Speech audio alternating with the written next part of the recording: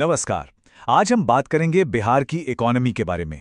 ये एक ऐसी कहानी है जिसमें जबरदस्त रफ्तार भी है और कुछ गहरे सवाल भी।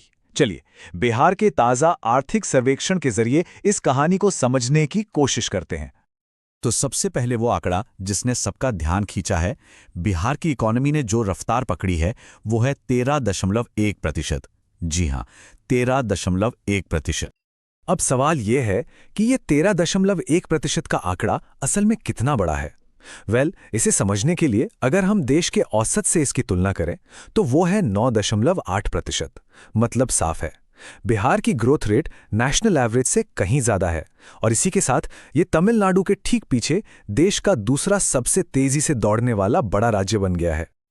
ये हाई स्पीड ग्रोथ की बात तो ठीक है, लेकिन जरा सोचिए, जब हम जमीनी हकीकत की बात करते हैं तो राज्य के 38 जिलों में लोगों के लिए इस तेजी का क्या मतलब है।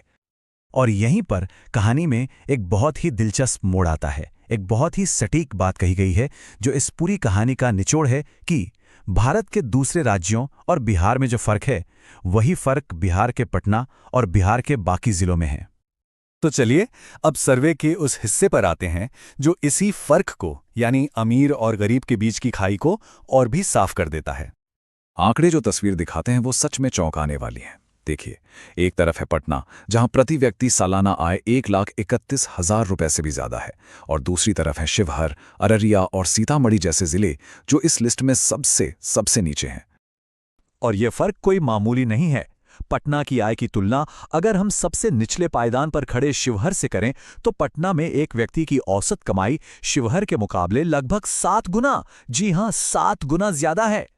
अब ये जो कमाई का फर्क है ना, ये सिर्फ बैंक अकाउंट में नहीं दिखता, ये हमारी रोजमर्रा की जिंदगी में, हमारे खर्चों में साफ झलकता है। चलिए आगे बढ़ते हैं और देखते हैं कि ये कैसे सामने आता है। इस अमीर गरीब के फर्क को समझने का एक तरीका लोगों के खर्च करने का पैटर्न देखना है। तो सबसे पहले पेट्रोल को ही ले लीजिए, जिसका सीधा कनेक्शन निजी गाड़ियों से होता है। और इसमें कोई हैरानी नहीं है कि सबसे ज्यादा पेट्रोल की खपत पटना, मुजफ्फरपुर और पूर्णिया जैसे बड़े शहरी सेंटर्स में होती है। जाहिर है, जहां लोगों की आमदनी ज्यादा है वहां गाड़ियां भी ज्यादा हैं। अच्छा, पेट्रोल के बाद अब नंबर आता है डीजल का। डीजल का इस्तेमाल अक्सर कमर्शियल ट्रांसपोर्ट और खेती किसानी में होता है। और यहां भी कहानी लगभग वैसी ही है। पटना एक बार फिर टॉप पर है। इसके बाद शेखपुरा और औरंगाबाद का नंबर आता है। ये आंकड़े इशारा करते हैं कि कमर्शियल एक्टिविटी भी कुछ खास इलाकों तक ही सीमित है। और आखिर में एक बहुत ही जरूरी चीज, घरों में इस्तेमाल होने वाली एलपीजी, यानी हमारी रसोई गैस। ये किसी भी घर के विकास और आधुनिकता का एक बड़ा पैमाना है। यहां पर अमीर गरीब की खाई और भी साफ नजर आती है। एक तरफ पटना और बेगूसराय जैसे जिले हैं जहां एलपीजी की खपत सबसे ज्यादा है, तो वहीं दूसरी तरफ अरेरिया, बांका और मधेपुरा हैं जो इस लिस्ट में सबसे नीचे हैं। मतलब विकास की ये बुनियादी सुविधा भी हर घर तक बराबर नहीं पहुंच पा रही है। तो सवाल ये उठता है कि आखिर ये एक तरफा ग्रोथ आ कहां से रही है? कौन सा इंजन है जो बिहार की इकोनॉमी को इतनी तेजी से खींच रहा है? इसका जवाब हमें राज्य की जीएसडीपी यानी ग्रॉस स्टेट डोमेस्टिक प्रोडक्ट के आंकड़ों में मिलता है। और ये स्लाइड पूरी कहानी को एकदम साफ कर देती है। राज्य की कुल कमाई का आधे से भी ज्यादा हिस्सा, करीब करीब 55% सर्विस सेक्टर से आता है। और ये सर्विस सेक्टर कहाँ है? ज्यादातर पटना जैसे बड़े शहरों में। तो जाहिर है, जहां इंजन होगा रफ्तार भी तो वही दिखेगी। यही वजह है कि सारी दौलत कुछ इलाकों में सिमट रही है। लेकिन ये सर्वे सिर्फ समस्याएं ही नहीं गिनाता, बल्कि ये भी बताता है कि आगे का रास्ता क्या है और भविष्य के लिए क्या योजनाएं हैं।